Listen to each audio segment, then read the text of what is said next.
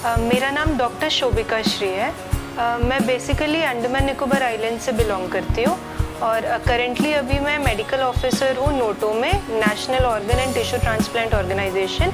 ये Safdarjung hospital complex के अंदर आता है। हॉस्पिटल में काम करना काफ़ी डिफरेंट सा एक्सपीरियंस होता है और फर्स्ट टाइम ये एक अपॉर्चुनिटी मिला है कि कौन बनेगा करोड़पति में जाने का मौका मिल रहा है, अमिताभ बच्चन सर से मिलने का मौका मिल रहा है।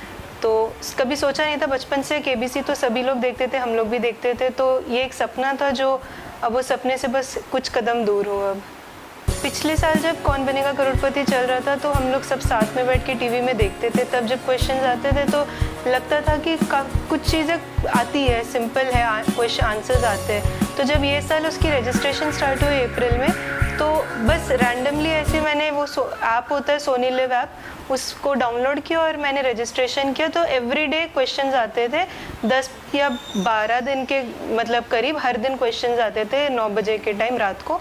तो वो मैं हर दिन सॉल्व करती थी, हर दिन उसका आंसर भेजती थी।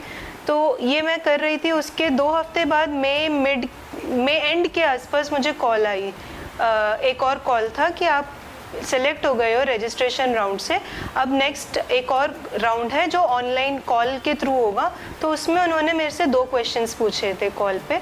तो कॉल का जो क्वेश्चंस था वो भी मैंने सही आंसर की थी। फिर वो भी होने के बाद फिर नेक्स्ट वीक मुझे फिर से कॉल आया कि मैं ग्राउंड ऑडिशन राउंड में शॉर्टलिस्ट हो चुकी हूँ।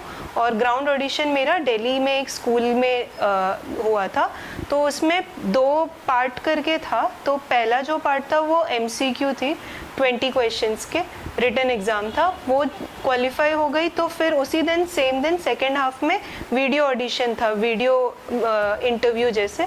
तो उसमें उन्होंने मेरे से पर्सनल क्वेश्चंस पूछे, मेरे जॉब के बारे में, मेरे फैमिली के बारे में, अंडमान निकोबार आइलैंड्स के बारे में जहाँ से मैं आती हूँ, और उसके अलावा कुछ जनरल नॉलेज के क्वेश्चंस भी पूछे थे।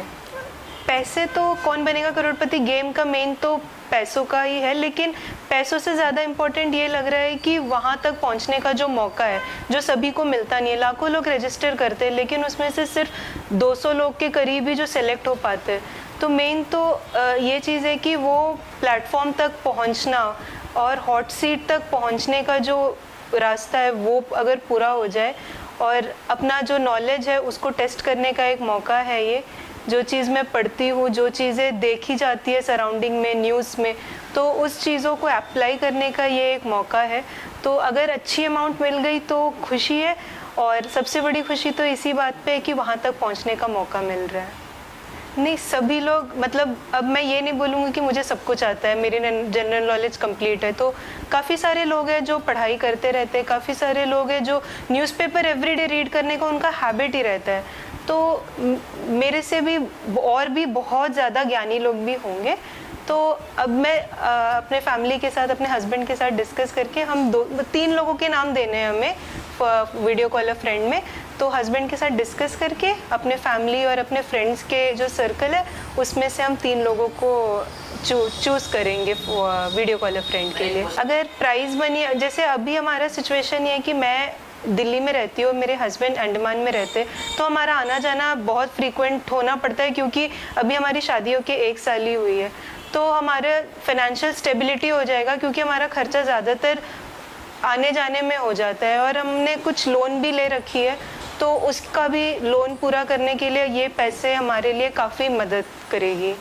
जी, दोनों कंपैरेबल तो वैसे होंगे नहीं क्योंकि डॉक्टर का कुर्सी में बैठना वो एक नोबल कॉज हम कर रहे होते हैं, और हॉट सीट में बैठना तो एक सपना है जो लाखों लोगों के सपना है। मेरा भी सपना है, बचपन से सपना है, मेरे साथ साथ मेरे पूरे घर वालों का सपना है। तो हॉट सीट को जैसे बोलते हैं, अब सोच के भी डर लगता है कि वहाँ जब बैठूंगी तो कैसा होगा, जब अमिताभ बच्चन सर को देखूंगी तब कैसा होगा, उनसे बात करने कैसा डर लगेगा, एक्साइटेड रहूँगी या कैसे। लेकिन काफ़ी अभी तो एक्साइटेड हूँ, पढ़ाई भी कर रही हूँ ताकि जो फास्टेस्ट फिंगर राउंड से हॉट सीट तक का जो जर्नी है वो जल्द से जल्द पूरा हो जाए।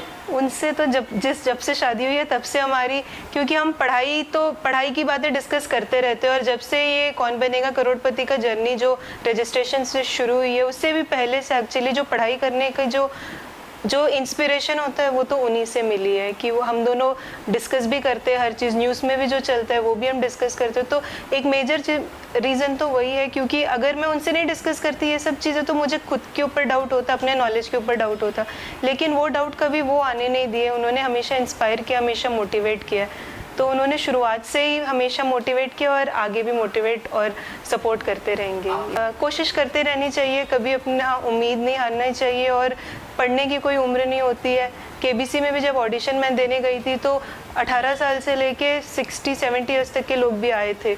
तो उनको देख के ये मुझे एक बहुत बड़ी इंस्पिरेशन मिली थी कि पढ़ने की कोई उम्र नहीं होती है, तो हमेशा पढ़ते रहना चाहिए, कुछ ना कुछ नया सीखते रहना चाहिए। जो व्हाट्सएप और बाकी सोशल मीडिया साइट्स में काफ़ी सारे फेक मैसेजेस आजकल आते हैं कि आप कितने अमाउंट जीत चुके, आप सेलेक्ट हो चुके, तो ये सब चीज़ों में जाना नहीं चाहिए। आपको अगर उनसे जो अथॉरिटी है उनसे प्रॉपर कॉल आता है तो उसी पे विश्वास करना चाहिए और उनसे क्रॉस चेक करना चाहिए।